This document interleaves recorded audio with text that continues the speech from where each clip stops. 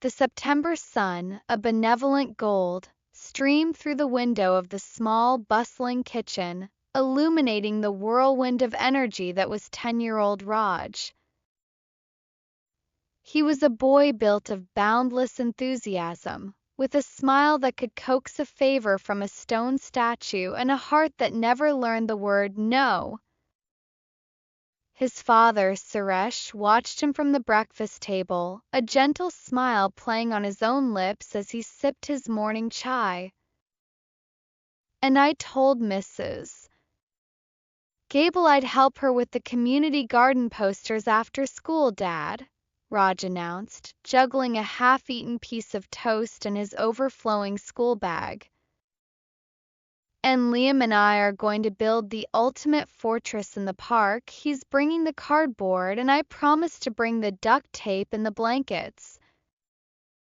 Oh, and Maya from next door needs help with her science project, the one with the volcano. I told her I know all about baking soda and vinegar explosions." Suresh chuckled, the sound a low warm rumble. "That's a lot of promises for one Tuesday, champ. Don't you have soccer practice?" Raj's eyes, wide and bright with the sheer joy of being needed, flickered for a fraction of a second. "Oh yeah, practice is at 4. But I can do it all. I'll go to the garden first, then zip over to Maya's, then meet Liam. I'll just be a little late for practice, Coach won't mind." He slung his bag over his shoulder, the movement confident and absolute. "Bye, Dad. Love you." The screen door slammed shut, leaving a vibrating silence in its wake. Suresh's smile faded slightly. He had seen this movie before, and he knew how it ended. It wasn't with a triumphant hero juggling all his tasks, but with a stressed, heartbroken boy who had spread himself so thin he felt invisible. Raj's intentions were pure gold, but the execution was often a muddy mess. He wasn't lazy or deceitful. His heart was simply too big for his schedule, a vibrant garden with no fences. The week unfolded just as Suresh had predicted. The garden posters were rushed, with crooked letters and a smear of paint. The volcano experiment with Maya was cut short when Raj realized he was late for the park, leaving her with a fizzling mess and a disappointed frown. He arrived at the park just as Liam was packing up the cardboard, the sun already dipping below the horizon. "You said you'd be here, Raj," Liam said, his voice small.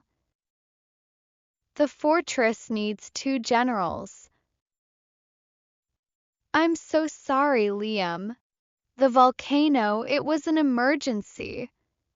Raj panted, his chest heaving. He was 20 minutes late for soccer practice, earning him a stern look from Coach Dave and a lap around the field. At home, he'd promised his mother he would take out the recycling and clean his room. The recycling bins were still overflowing by the curb the next morning, and his bedroom looked like a tornado had a wrestling match with a laundry basket. Each broken or half-fulfilled promise was a tiny crack in the beautiful mosaic of his relationships. People were starting to count on him a little less. The bright shine of his yes was beginning to tarnish. The breaking point arrived on Saturday morning. It was the day of the big inter-school soccer semi-final, a game Raj had been looking forward to for months. He had also, in a moment of filial devotion, promised his father he would give the family car a thorough wash inside and out. His grandparents were coming over for a special anniversary dinner, and Suresh wanted the car to be sparkling for them. On top of that, he had committed to an online video game tournament with his best friend Samir, a life-or-death quest for the legendary crystal sword that they had been planning all week. The morning was a frantic blur. He started with the car, soaping up one side before his phone buzzed with a reminder from Samir. "Dude, the tournament starts in 10. Are you ready?" "Almost," Raj texted back, his fingers clumsy with soap. He abandoned the half-washed car, water drying in streaky patches under the sun, and sprinted inside.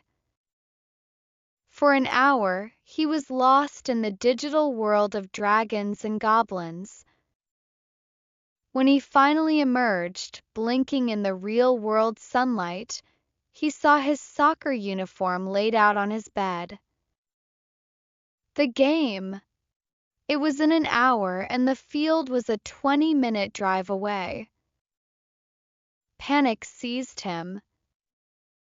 He threw on his uniform, grabbed an apple, and yelled a hasty bye to his dad, completely forgetting the soapy, streaky car sitting in the driveway. He played his heart out, but his mind was elsewhere. He could picture the half-washed car, his father's trusting face, the waiting video game. They lost the match by a single goal, a goal that was scored when Raj was a step too slow, his mind cluttered with the ghosts of his other commitments. He returned home, his shoulders slumped not just in defeat but under a weight he couldn't see. The sight that greeted him twisted a knot in his stomach. His father, dressed in his good shirt, was outside with a bucket and sponge, hastily scrubbing the car. His grandparents' car was already pulling into the driveway. Suresh didn't look angry. He looked tired and disappointed. That was infinitely worse. "I'm sorry, Dad," Raj whispered, his voice cracking. I forgot." "Shures," H sighed, putting down the sponge. He looked at his son, at the genuine remorse swimming in his tear-filled eyes. "I know you are, Raj. I know you never mean to let anyone down." That evening, after his grandparents had left, Suresh called Raj into the garage. In the corner, sitting under a dusty tarp, was an old, sturdy-looking backpack made of thick canvas and leather straps. It looked like something an adventurer would carry. "I want to show you something," Suresh said, his voice soft. He placed the empty backpack in front of Raj. "This is for you. But it comes with a rule." He then walked over to a large bin filled with smooth, gray river stones he used for the garden path. He picked one up. It was about the size of Raj's fist, surprisingly heavy. "Every time you make a promise," Suresh said, placing the stone in Raj's hand, "I want you to find a stone like this and put it in the backpack. A big promise, a big stone. A small promise, a small stone. You must carry this backpack with you everywhere you go for the next week. The only time you can take a stone out is when you have fulfilled that promise completely and properly." Raj looked from the stone to his father's serious face. "Everywhere, everywhere," Suresh confirmed. to school, to the park, even around the house. I want you to feel the weight of your words, son. The next day, Sunday, was the beginning of the experiment. Raj, feeling a little silly, slung the empty backpack over his shoulders. It was light, almost unnoticeable. His mom asked him to take out the trash. "Sure, Mom," he chirped. He paused, then walked to the garden, found a small, pebble-sized stone and dropped it into the bag. Clink. Later, his friend Chloe called. "Raj, can you help me with my math homework tomorrow after school? I'm totally stuck on fractions." "Of course," Raj said, his yes jumping out before he could stop it. He sighed and went outside. This was a bigger favor. He chose a medium-sized stone. It landed in the backpack with a solid thud. By Tuesday, the backpack was no longer a joke. It had 5 stones in it: the trash promise, a pebble; the math homework with Chloe, medium; a promise to his teacher to organize the library books, large; a promise to his sister Priya to fix the chain on her bike, medium; and a promise to Samir for a video game rematch, small. The bag was heavy. The straps dug into his shoulders as he walked to school.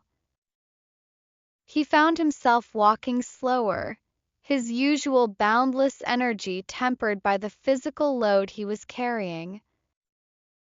In the school hallway, Mark, the captain of the volleyball team, jogged up to him. "Hey, Raj, we need a sub for practice on Thursday." "You in?"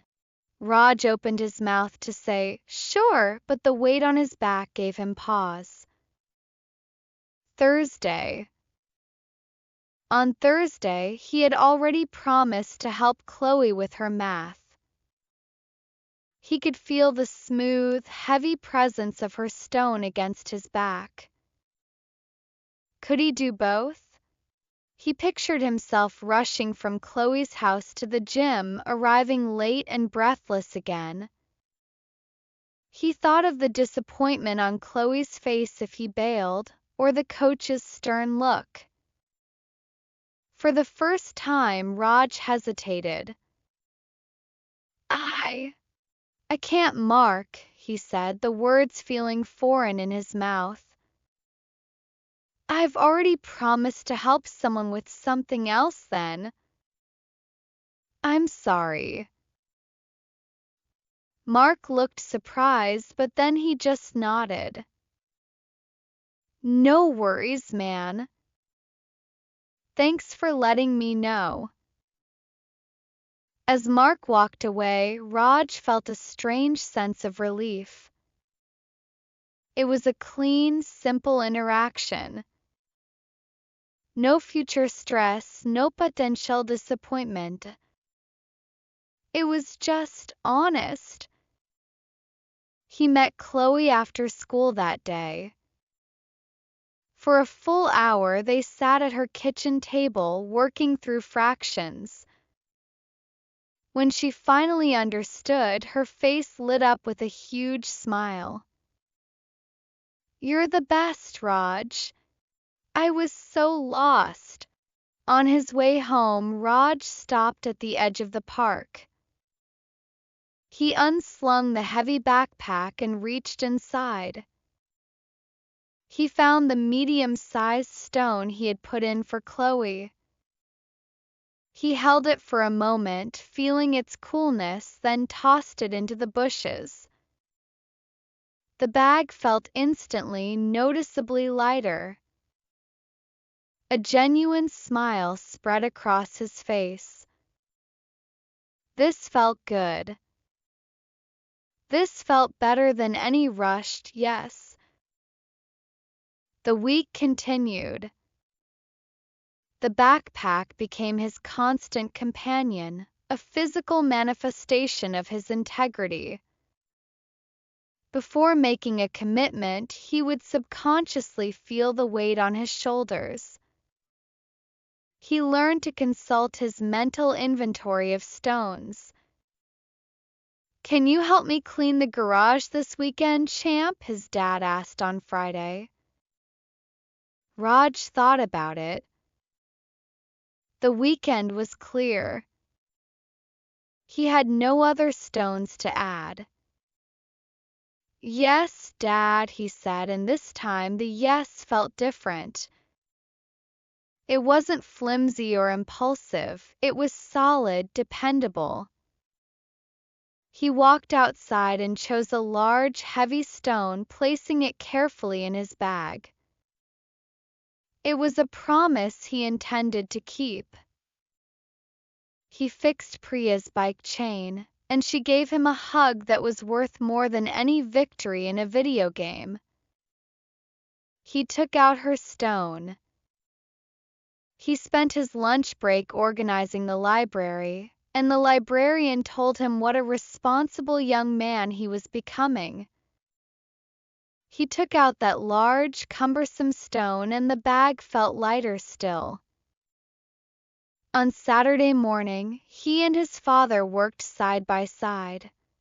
In the garage, they swept the dusty floor, organized tools, and hauled old junk to the curb. They talked and laughed. It wasn't a chore he was rushing through to get to the next thing. It was time spent with his dad. When they were done, the garage looked immaculate. Suresh wiped his hands on a rag and looked at his son, who was rubbing his shoulders. "How's the backpack, Raj?" Raj looked at the canvas bag leaning against the wall. It only had one small stone left in it, the video game rematch with Samir. It's almost empty," Raj said, a sense of profound accomplishment in his voice. "It was really heavy on Wednesday. I couldn't run properly. But now it feels good." Suresh put his arm around his son's shoulders. "Promises are easy to make, Raj. They are light as air when they fly out of your mouth.